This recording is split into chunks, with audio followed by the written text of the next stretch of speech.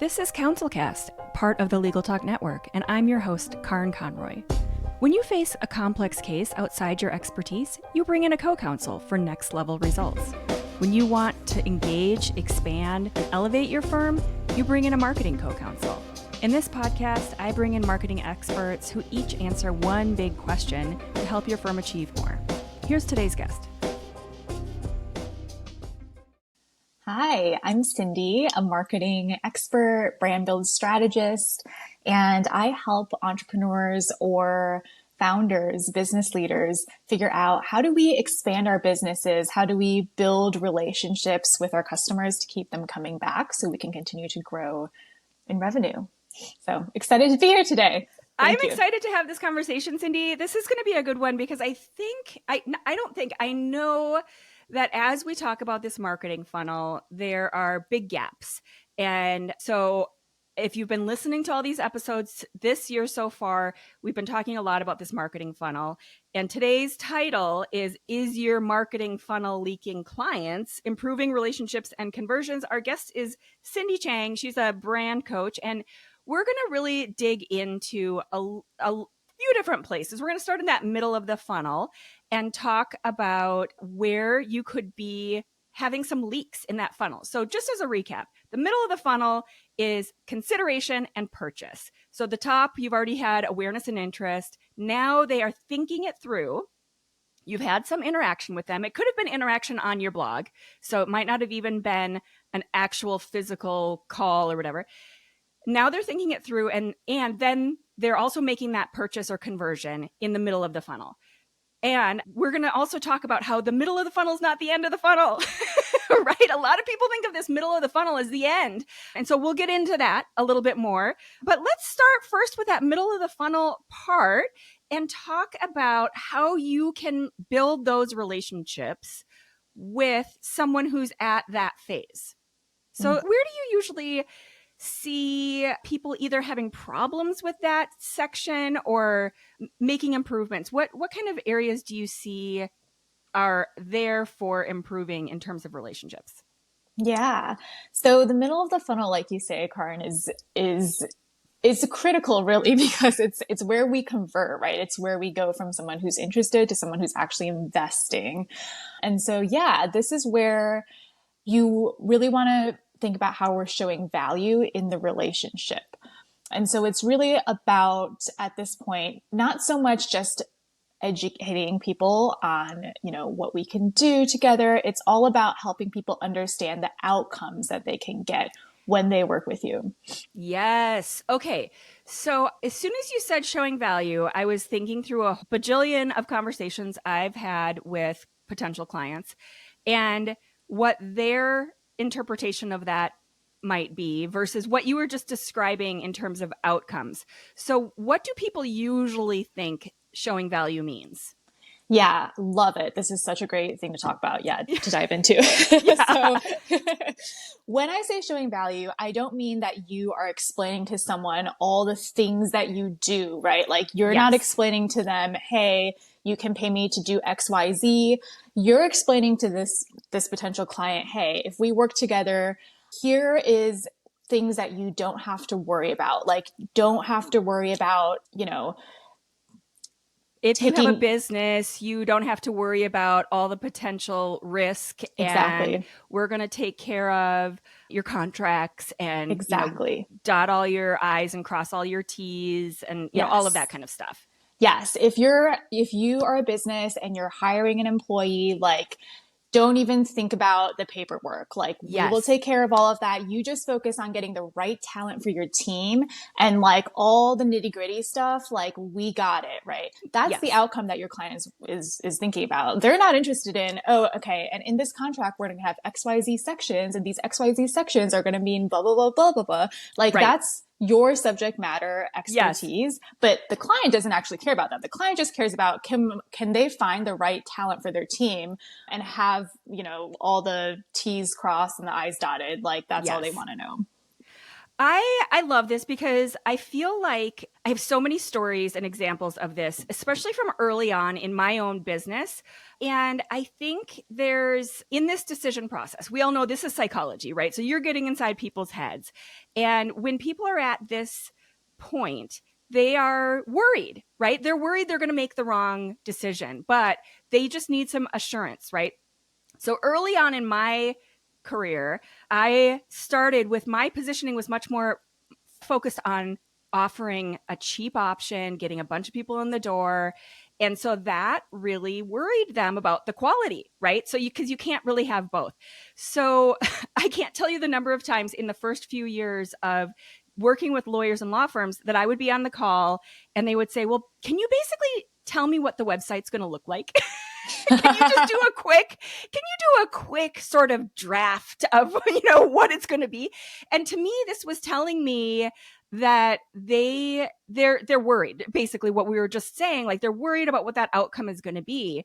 So then it was my job to assure them. And usually this was done by pointing them to past work. So take a look at my portfolio. You can see that your work is not going to be like this. It's going to be custom. It's going to be different and whatever, but you can see the variety of work I've done and you walk them through the experience you've had with other clients. And that's your job in that moment to assure them and try to kind of get through that worry that they have at that moment. What other tips do you have for that kind of moment and helping them through that sort of that concern? Yeah, I think this is really great because to your point, it's like a huge, so this is the decision making moment, right? And so as your client is deciding, should we move forward or not? Like they're going to have objections, they're going to have fears. And it's your job, like you're saying, Karin, to reassure them that they're making the right choice by moving forward. And so we want to understand what the objections are. I think this is really important. A lot of people, when we think about marketing, it's like, oh, just like avoid the objections and only talk about the benefits. But that's actually not a good way because it doesn't mean that they don't have objections. It just means that you're not opening the door for them to feel assured that their objections are going to be met and handled, safely. Yeah, I've always seen that. Like, if they have questions, that's good. That means that they're working through the idea of working with you. If they don't have any questions, they've already made a decision. They've already got to the point where they're like, they're either yes or no, so it's like too late now. So you can't like help them through those questions. So what we often say when we're building the content for a website like this is all those FAQs. It's first of all, it's really good for Google and SEO, but second of all, it's for this psychology of the purchase process to help them push over these hurdles more quickly. Yeah, 100%. FAQs are so great. Yeah. And the other thing you can do when handling objections too is to really paint the picture for them on what is like the opportunity cost, right, of them not moving forward. And so this can be really good. This works especially well if the objections are related to money or to cost. Like if your client doesn't, is like, okay, are we at the point right now where we really need to bring on, legal counsel or can we just like kind of, get by, doing something else, right? Like whenever the investment level is the objection, sometimes it can be really good to paint the picture for your clients on, okay, but here is the opportunity cost of not investing right now. Here is what you might be putting at risk.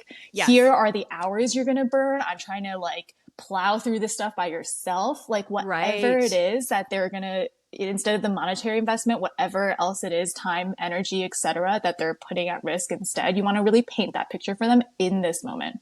Oh, that's so good. As soon as you were describing that, I was picturing a divorce lawyer and I was picturing all these landmines that if you're a divorce lawyer and you've seen this over and over and over, you've done a whole bunch of divorce work and someone has probably not gone through a divorce before, let's just assume the positive. Maybe it's one other time, but it's going to be a unique experience. You never necessarily know how that's going to go. But your lawyer would know all these potential landmines. And so all of a sudden you can now paint that picture like, hey, the cost of this is X, but the potential issue if if this happens, is X plus 100 or X times 100 or, whatever that might be. Now, all of a sudden, it's not just this arbitrary number. You have justified your value 100 times over. So that's so great, I think, because all of a sudden then the decision is easy. Mm-hmm. Totally. Yeah. And what you said was so key too. Like, it's great to identify whenever you're working with a client who just has never had to make this decision before. It's not like, oh, I'm going to Starbucks and getting a coffee and I do that like every Monday. It's like, I have never gone through a divorce before. I do not know what questions I need to be asking. I do not know, like, if I make this decision, what happens? If I make that decision, what happens? Like, I have never done this before. Same thing with like, home ownership or like hiring team or like, many situations where you maybe like your clients may be bringing you on. Your job is to kind of help them understand, like paint the picture for them. What happens down the road? That could be so valuable. Okay, so I know we talked about this for a minute before, but you have this great approach and kind of philosophy about how to actually get them to buy. So usually with law firms, that's convert, same idea, same phrase that we're going to just kind of interchange. But can you talk a little bit about the place people are at in their mind and the right approach with that? Yeah. When it comes to conversion, it's about making people feel safe to move forward, really. And a lot of times this actually comes down to like a very emotional choice. Like, everybody likes to think they're rational and logical, and we are, but in the moment that someone is actually converting, it's really a lot of times will come down to like your relationship. Do they trust you? Do they feel like they are in good hands with you? Like, it's less so about, how good does your resume look on paper? And, it's more about like, how are you making them feel in this moment? And so the more that you can help them feel trust, help them feel safe, the better it is and the easier it will be for you to convert them into a client. So what are some examples of how you can make people feel more safe and trust you more? Yeah. So it all comes back to relationships, right? And so, this will be a little bit different for everybody, just depending on what you feel like your like personal brand is. Yes. Yeah, totally. Mm-hmm.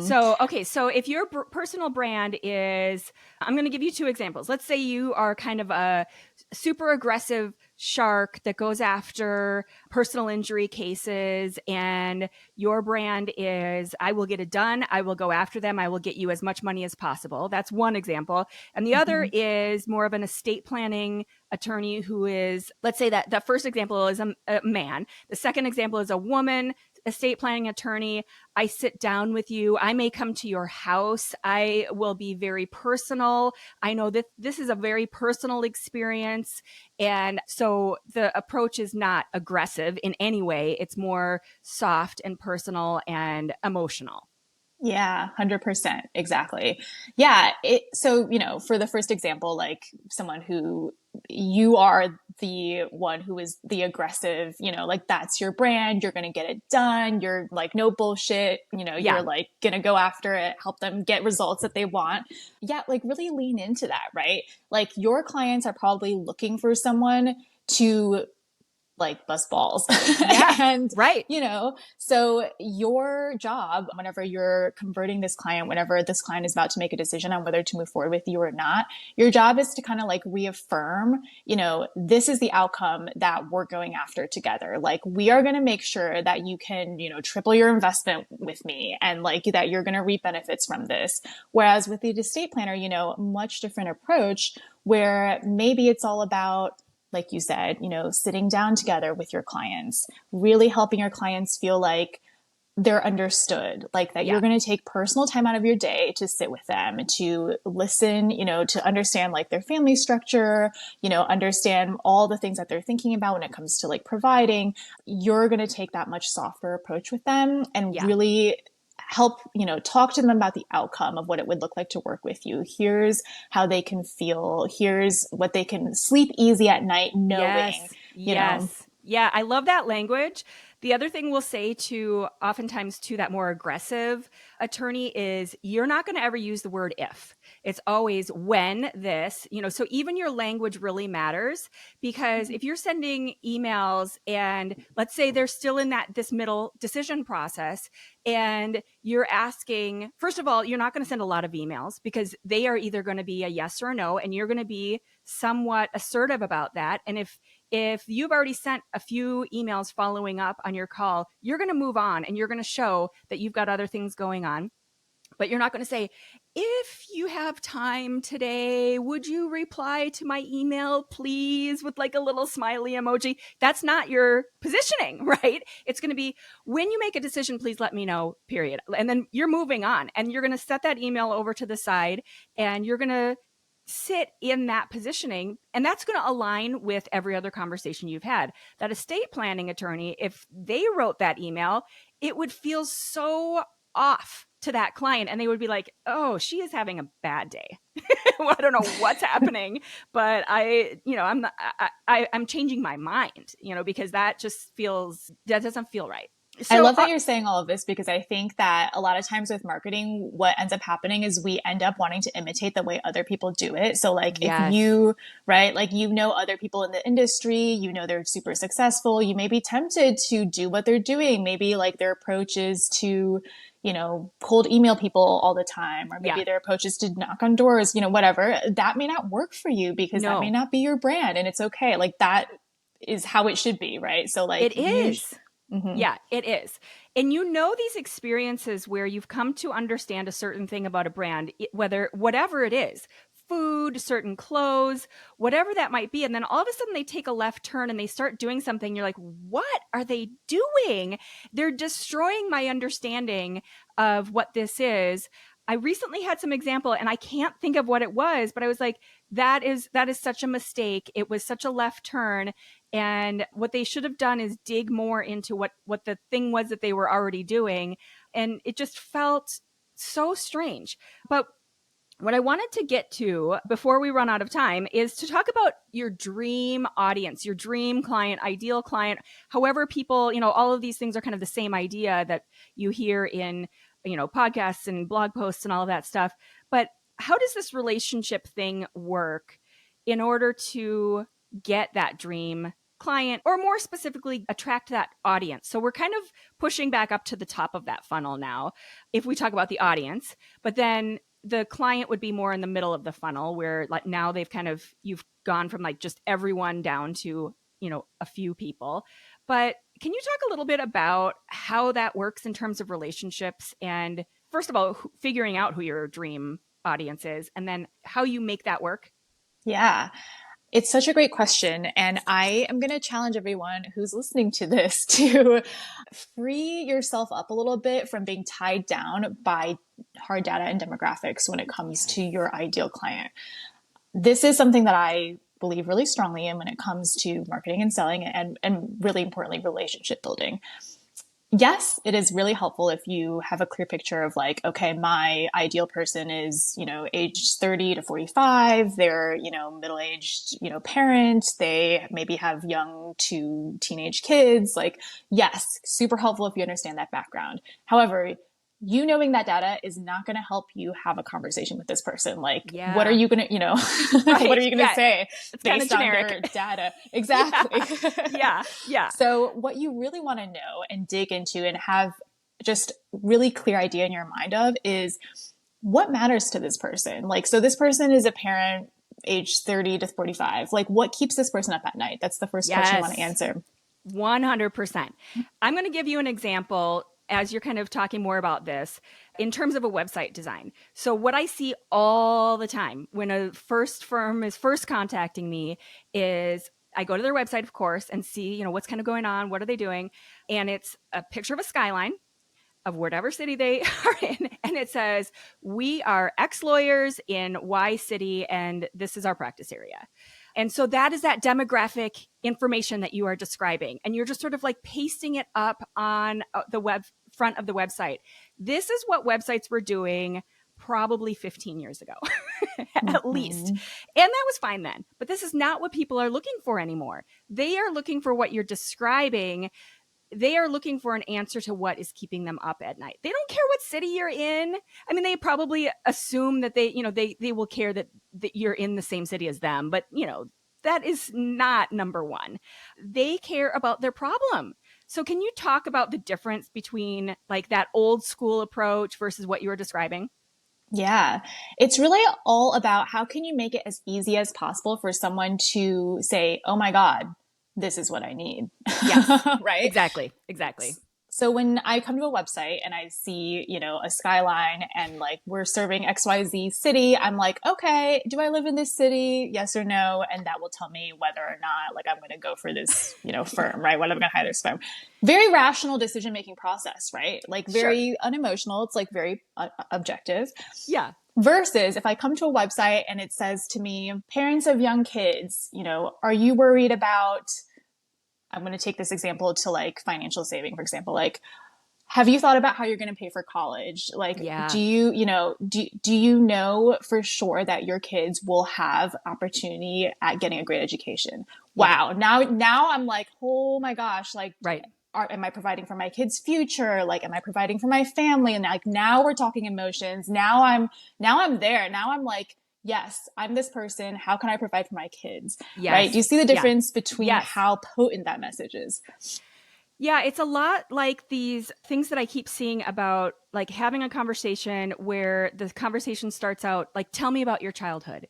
And I had this great episode with Celeste Headley, who is an NPR correspondent, and she was talking about these conversations that people have and how the episode's called Why Smart Lawyers Are So Bad at Conversations. It's so good. But she talked about this. So she used me as an example, and she totally got me because she said, okay, tell me about your childhood. And I was like, I don't know where to begin. I grew up here and I don't know, I choked, right? And then she said, and I can't remember the exact question because this was like a year and a half ago. But then she said something, she asked me something very specific, like, tell me about a time something. And I instantly had a whole story. I had a whole thing. And it's the same idea with your website. Like, don't say we are in Texas. Like, who cares? That is not, it's way too broad and it's not getting to the point. Instead, say, something more specific, like you're describing about like what is keeping them up at night. Can you afford college? Is your child going to take on the burden of debt for the rest of their life because you're not planning now, or, whatever. Maybe you don't want to be that aggressive, but whatever your approach is. Yeah. And the messaging doesn't have to be negative, right? Like you should know what's keeping them up at night, but you don't have to make that negative thing the message. You can make the positive side of it the message, right? So like if you know that what's keeping them up at night is like, are my children going to have the burden of debt, or are my children going to have, opportunity at higher education? Maybe the message is like, never worry if your kids will be able to afford things, like assure their future now, right? Like, and give them that sense of safety. Like you can message the positive side of it, but you want to know what it is that your clients are worried about. Yes.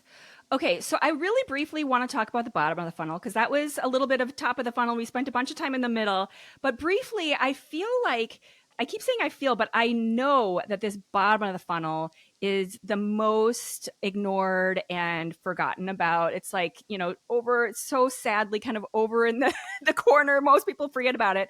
So to recap real quick, bottom of the funnel is post-purchase. So after your case is done, or at the conclusion of the case, and then repurchase. So how you nurture those relationships. And we all know, if you've read any business books ever, or even just an article about building a business, that the majority of your potential for future sales are there in those past clients. With some exceptions, of course, to certain practice areas, like criminal defense or whatever. But let's talk, because this is very much about relationships and how you sustain and nurture and do all of that. So do you have some kind of quick basic tips about, first of all, thinking about that and making sure that you are thinking about that, and then what to do? Yeah. I think the first step really is to make sure you're thinking about it, right? Because some people a lot of times we overlook that. We always are thinking about the shiny new thing of, what new people can we bring in? But there's two ways to grow your business. You can go after new people, or you can get the same people to convert again. Right, right. Yes. And it is way easier to get the same person to convert again. Why? Because you don't have to educate them about what it is you do. They've already bought with, they've already invested with you before as a client. So they know the experience of working with you. There's just like way less time and upfront resources that you have to invest into educating this person, building trust with this person, because this person already has a relationship with you. Yeah. Okay. So do you have some tips for things that people should do in terms of nurturing those relationships? Obviously broadly, but what are things that you see that usually work the best? Yeah. So this comes down a little bit again to what kind of, personal brand do you have? But overall, the best way to approach this is just think about what's the best way to stay in touch, right? Yeah. And so depending on what kind of business you run and what kind of brand you have, this may look a little different. So if does it make sense, for example, for you to send holiday cards to your past clients and just remind them, around the new year about certain business activities that they might be doing that you might be able to help with? Yeah. Does it make sense for you to throw an actual in-person event and just say, you're my valued client. Thank you so much for working with us this year. Like, come join us for New Year's cocktails or something, and you have that in-person relationship and get in front of them and have a conversation with them, like learn about what's going on with their business, learn about what's going on with their life. You seek out those opportunities, and so it's up to you how you want to approach it. But the main thing is like, how are you staying in touch and how are you keeping a pulse on what's going on with your client so that you understand what they need that they may not even be thinking about yet.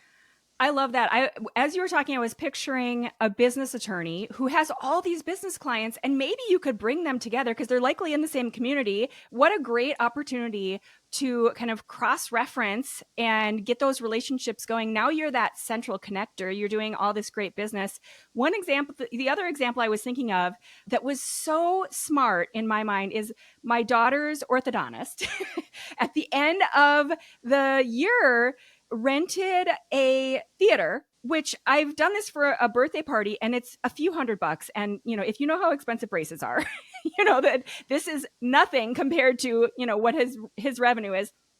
And then sent out an email to his entire client base and said, hey, come and watch a movie with all of us. And I think it ended up being a couple theaters because he's got a huge customer base in this area.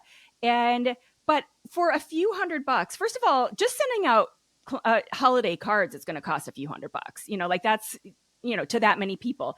So for him to do that, and it was such a big, splashy, cool thing to do. We all sat down, watched a free movie, and like they're outside kind of like saying hello to everyone. And I told everyone about it at her school, like all the other moms, and I was like, how cool is this? That, for a pretty nominal fee, this is such a great piece of marketing that he did. And it's probably not him. It's probably some genius in his office. But little things like that, where you look at him and you're like, how can I bring my clients together? How can I like do something that's going to have like a splash like that? And where they're going to think, oh my gosh, what a great idea. But you're just staying in touch with them. And think about how many different moms I told about this thing that are like, oh, my kid's going to need braces in a couple years. And she has said these really great things about this orthodontist, and that's going to file away in their brain. Like it was brilliant. So I think when it comes from my experience, to kind of summarize some of the things that you were saying, when it comes to this area, this lower part of the funnel, you have to be kind of creative, but you really have to know your clients too, to know what they might be interested in, because obviously kids who are getting braces are totally wanting to go to the movies and whatever. Your client's probably not. Like that's probably not necessarily the greatest example for them. So you need to listen and know. And I know that's another thing you talk about a lot, just listening to your audience, right? Yeah, 100%. Some ways that you can listen in more closely also involve like, what does the offboarding process look like? We didn't really talk so much today about testimonials, but like, are you getting testimonials from people? Are you sending a 3 to 5 questions survey after you wrap up work to just understand how is the experience? And maybe somewhere on that survey, you ask them to share, what's next in their business journey. So you can then you have that piece of information on, okay, maybe it makes sense to reach out in 6 months to a year, check back in, see, how XYZ launch is going with this client or, whatever they have going on. Yeah. And so, really kind of building in this opportunity to keep the communication open as part of your offboarding process can be really valuable as well. So, yeah, I can't tell you the number of times I've asked those kind of questions and I think I know the answer and I totally don't. And I think like when they say we have a question that's like, what was the best part? What could we have done better? All of these things. And I think I even know like, oh, this was the part where that things didn't go well or they weren't happy or something like that. I'm almost always wrong about that too. And it's like, okay, we're all humans. We all have different feelings about this whole process. Our projects are usually pretty lengthy. And throughout the life of that, I am feeling a certain way. They may not be feeling that way at all. And so to ask those questions is usually super eye-opening, so valuable too, because that's the stuff that then for that next client, you have that information that they're not even thinking about too. So you can do an even better job there too as well. Yeah, okay. Totally to your point. It's like the answers from the survey go back up to the top of the funnel. Exactly. It's like, yes, you asked, your past clients, so why did you choose us? What made you decide to move forward? And then you take that information for the next client. You're like, here, let me send you some, thoughts from the last client on why they decided to move forward with us. And there's nothing more powerful than if I'm buying tennis shoes and I read the reviews of the tennis shoes and this person is like, I have a high arch and these shoes work great. And I'm like, I have a high arch. I'm going to buy these shoes. Right? Right. That whole idea of, oh, me too. Like that was me all, not that kind of me too, but whatever. So moving on, it is time for the book review. So I know you've got a good one that ties right in with this whole idea of branding and relationships and how you do all of that. So Cindy, what's the book that you're going to recommend for the library today?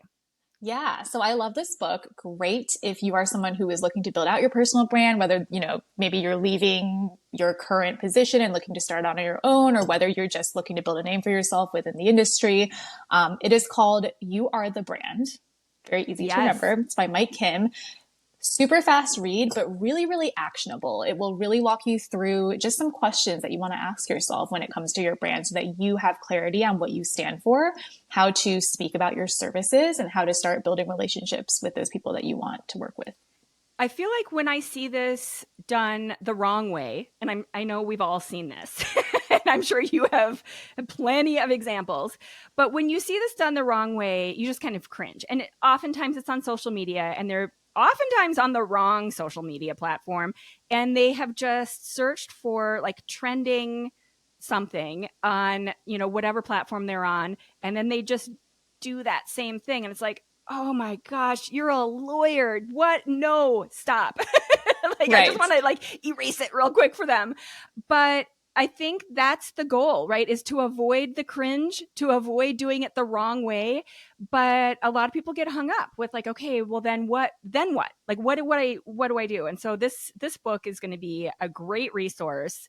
We talk to a lot of people, especially this time of year, who are starting their own thing, leaving a place or thinking about it. So this is a great place to start in terms of defining how you do things differently, how you're going to approach, and how you're going to build those relationships. We will put that book, link to it on the show page and all of that good stuff so that everybody can find it easily. But it's You Are the Brand, Mike Kim. So Cindy, what's one thing that you know that works? Well, when it comes to marketing, I'll always say this, focus on the outcomes and not the features, right? We talked about this earlier. Spend less time explaining what you're doing, XYZ for clients. Spend more time talking to clients about how that's going to impact their life, how that's going to impact their business, how that's going to help them sleep better at night. The outcome is what drives the purchase. Yes. That's so good. I'm not even going to add anything to it because I want to leave it like nice and clean and simple there. But that's it. That is strategy in a nutshell. Try not to get distracted with all of that other stuff and focusing on the goal, staying focused. Awesome.